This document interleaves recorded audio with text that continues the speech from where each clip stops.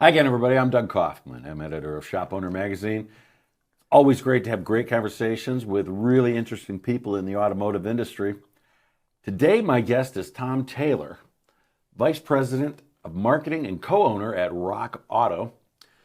Tom, I think anyone who watches TV they know about Rock Auto from your commercials, but I'm not sure that we all know Rock Auto. Your business has a really interesting story, and I appreciate you being here to tell it with us. How you and Rock Auto got where you are today. So welcome. Well, thanks. Thanks for having me. Yeah, we're real people. We're not cartoons like the commercials. And just so you know, those jingles are rolling around in my head. I was watching them last night online, preparing for our conversation today, and thanks a lot now. So they'll stay with me for days. I'm sure. I'm sure they will. Now, you have hit many of the geographic automotive hotspots in the country in your journey. The Rubber City, well, near where we are here in Akron, the Motor City, Detroit, but it all started back in Anderson, Indiana. And it seems like you may be genetically predisposed to being in the automotive industry. Is that right? Tell us about that part of the journey. Yeah, it really was. Both my grandfathers worked for General Motors, one as an engineer, one as a machinist. And my dad went to GMI, General Motors Institute up in Flint, and then worked at Guide Lamp, which was General Motors' taillight and light bulb factory in Anderson. And I remember my dad says he'll see cars from the 50s, and it's like, well, I never saw that because it's not GM, because every car in Anderson was, if it's a Chrysler or Ford, Sure. he didn't even see it. Sure. And then he had worked for different suppliers. He worked at General Tire here in Akron, and then General Tire actually owned Penn Tennis Ball, which was in Phoenix. Went to Phoenix, and then up to Detroit. Worked for suppliers there. My brother, we worked on cars as kids. We made a kit car, Bradley GT kit car out of a Volkswagen, and lots of fun car projects. And then my brother went to General Motors Institute, also. Met his wife at Pontiac. She's a GMI graduate, and she's another owner of Rock Auto. I went to Wayne State in Detroit and worked at Chrysler when I got out of school. Went to their Chrysler Institute How'd of that go Engineering. over with the family? We like cars of all brands. Okay.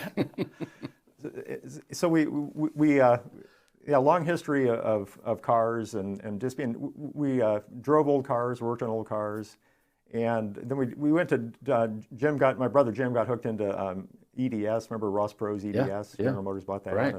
and got it familiar with computers and databases, and it was going to be the late 90s, and we thought we had a lot of experience of going into the traditional parts store, and you were hoping for the good counterman, or not the good one, but the one that had time and to look through the catalogs, look through the databases, and then there would often be the classic car markup, and the car is 20 years old. It's not a classic. It's just my old car I drive to work, Right. And so we saw there was an opportunity there, and just started.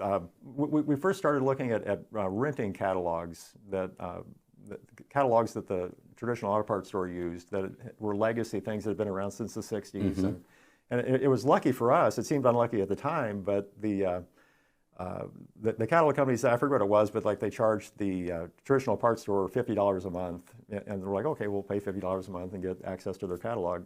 But it was the .com hype was cresting at that point, so the catalog company said, well, yeah, it's going to be online, so it was some $10,000 a month or something, which when you're starting a company, especially compared to the $50 the traditional parts store is paying. So lucky for us, we said, okay, we'll create our own catalog. And that was bad luck at the time, but turned out to be great luck, because our catalog's one of our key benefits we provide.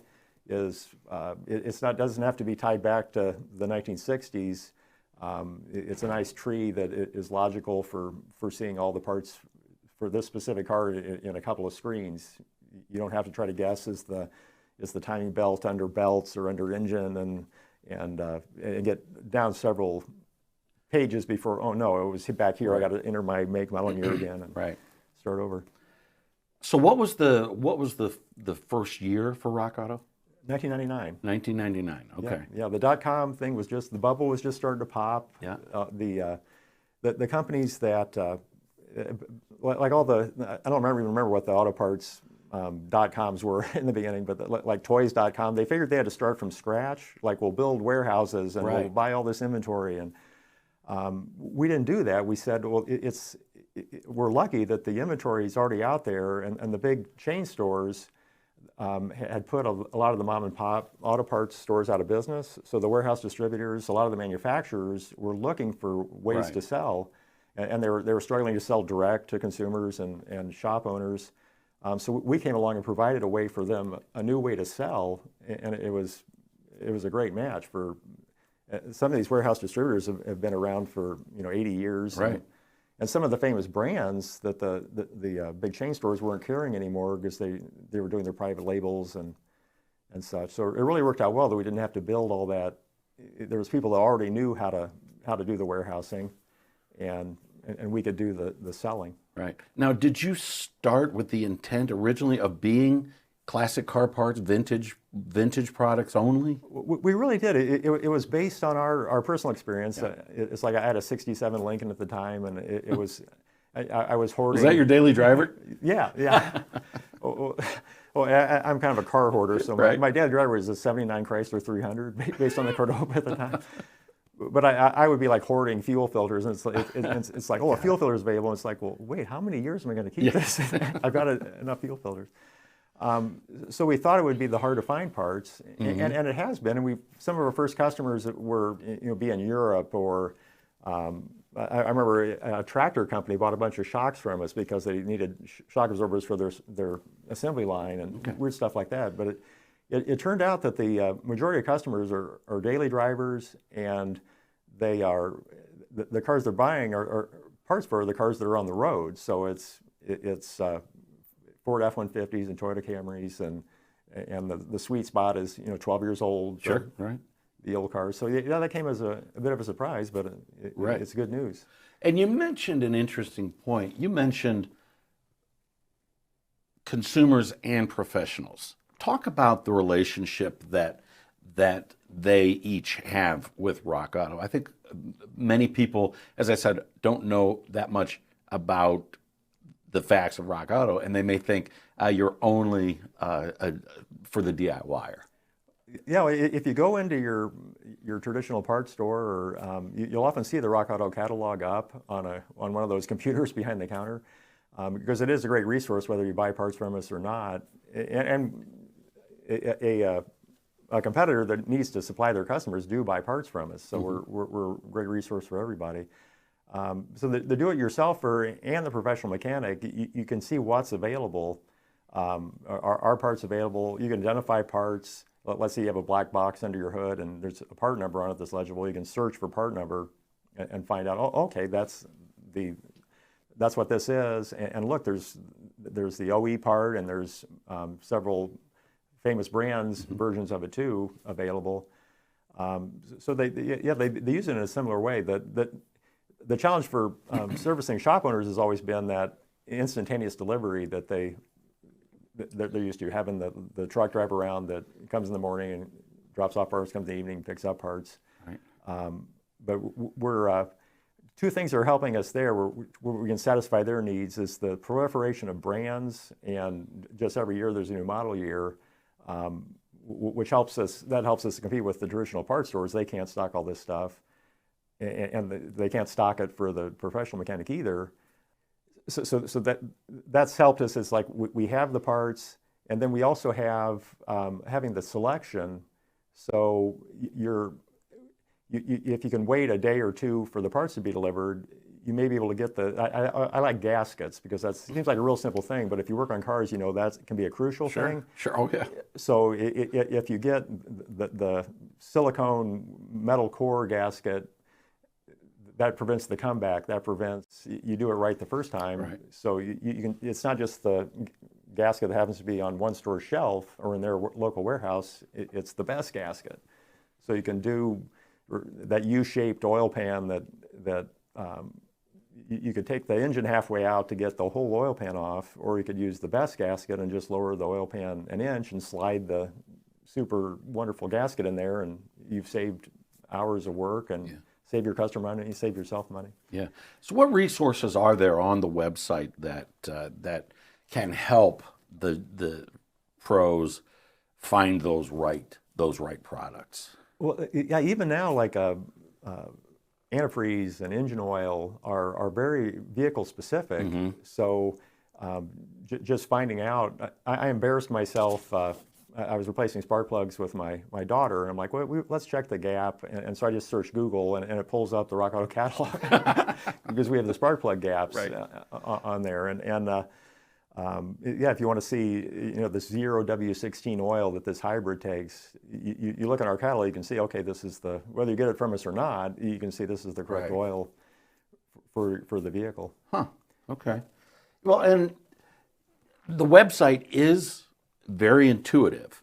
I wouldn't call it flashy. I wouldn't call it, it's not glitzy and it does what you want it to do.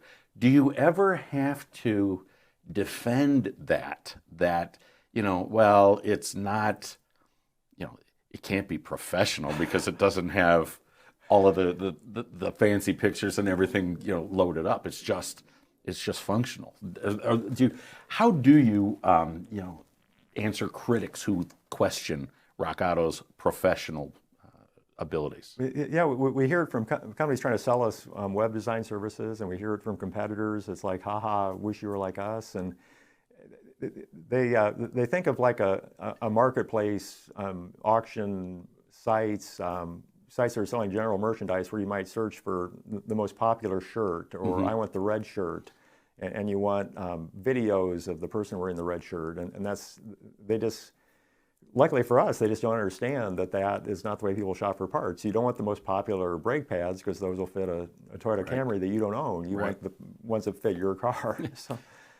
Yeah, you're not browsing for, there's what's popular right now? What's going to pique my interest for a car? But you can browse all the parts for your specific vehicle, which is really cool. People are always surprised. For some of the old classics, we have like emblems for the Chevy emblem, and they'll be like, I thought I'd never find that, and you would never even know hope to look for it, but you can quickly scroll down and say, wow, look, there's all these body parts and trim pieces, sun visors, and. Well, I know that's a fact. I was looking last night. My wife has a 2012 Dodge Charger, and whoever we bought it from had very greasy elbows, I guess, because the armrests on both sides, the center console and the armrest, are both, cracked, and I need to get those parts. I haven't been able to find them. Well, I found the center console lid, right there. So yeah, we have a lot of OE brands. So Mopar, you can, if you want to, was a Mopar part, yeah. If you want to make your car a Hemi, we have the emblem.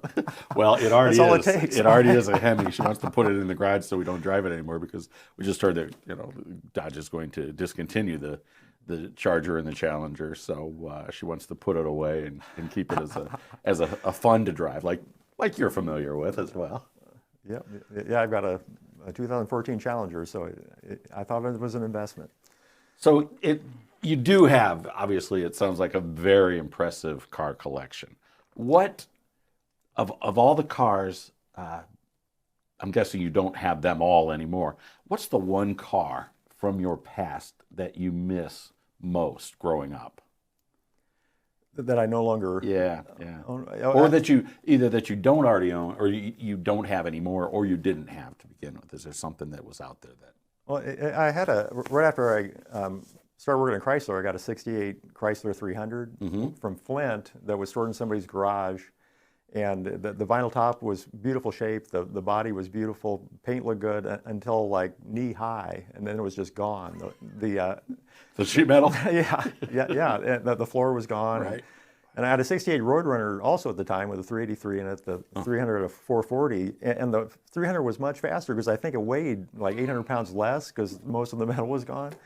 And I drove that for 70,000 more miles. And it was just that floating experience, just press the gas and you're going 100, just floating. I miss it. Yeah. What color was the Bradley GT?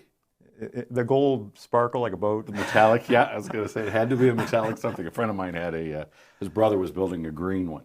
It was always being built. It was never out on the road, but it was always in the garage being built. Yeah, we finished it. It was a '67 Bug. We had neighbors come help us take the body off and sit it in the yard, and somebody came and bought the body. We didn't leave it in the yard. It was a classy operation. That is so cool. And whenever I smell fiberglass, honest to God, I think of that's home sweet home smell, because our whole house reeked of cut fiberglass. Yeah, yeah. So what's the future for Rock Auto? Where do you go from here? How do you continue to grow? The supply chain issues that people are facing, address that. We the basic business plan hasn't changed since the beginning. Just have the excellent catalog and just keep adding more suppliers, more information. So you go to our info pages and you can see more specifications. I was talking to a mechanic that replaced brake rotors on a Chevy truck recently, and somebody had put the wrong rotors on, and the brake pads were wearing around the side of the rotor. The rotor was 12 inches. It was supposed to be 13 inches, I think it was. Have details like that, so you can differentiate. Okay, this was the heavy-duty version of the truck, or the police version, or whatever. So yeah, add more brands. Keep up with the. There's just a steady stream of new parts. Like the BMW has a lot of these oil separators. It's this complex part of the PCV system. This complex plastic box that twists all around, and adding those new lines and photographing them, get the specs so our customers can find them and service their vehicles. Mm-hmm. Address the new versus rebuilt, remanufactured, used debate. Where do you guys fall into that spectrum? Well, the used is hard because if it's in a recycling yard, it's often it's in worse shape or the same shape as the one you're trying to replace. Mm-hmm. If it's been an accident, like we sell reconditioned wheels that they may have hardly any miles on them and they've been polished up and are good as new. But yeah, the used is hard because it's often worn out in the recycling yard. The remanufactured is often better than new because they've identified what made the original part fail, and they've kept the parts that were good and actually used better materials when they remanufactured it. So yeah, the remanufactured parts, what disadvantage we have being online is you have to ship back the core. Mm-hmm. if the core is a valuable core. It's been really surprising how many new parts are available for very old cars, like new distributors for cars in the 60s, just because it's harder to find cores that are rebuildable or remanufacturable.